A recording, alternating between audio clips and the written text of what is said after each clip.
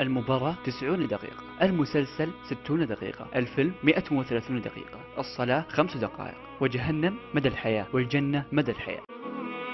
للعقول الراقية تأملوها: في الواتساب 300 صديق، في الهاتف 80 صديق، وفي المنطقة 50 صديق. في الشدة واحد، في جنازتك أهلك، في القبر وحدك. لا تستغرب، فهذه هي الحياة. حقيقة لا ينفعك إلا صلاتك. إذا وجدت غبارا على مصحفك فابكي على نفسك، فمن ترك قراءة القرآن 3 أيام من غير عذر سمي هاجرا.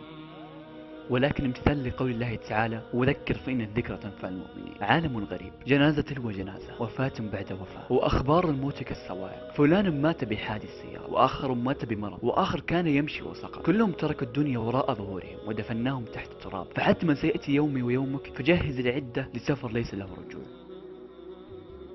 يا من تؤخر التوبة بحجة أنك صغير، عفوا، فالمقابر ليس مكتوب عليه للكبار فقط.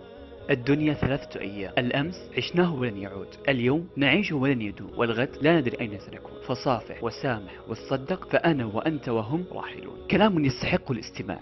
للشوارع زحمة، الأسواق زحمة، البنوك زحمة، الجامعات زحمة، المقاهي زحمة، المطاعم زحمة، الملاعب زحمة، المساجد لا يوجد بها أحد.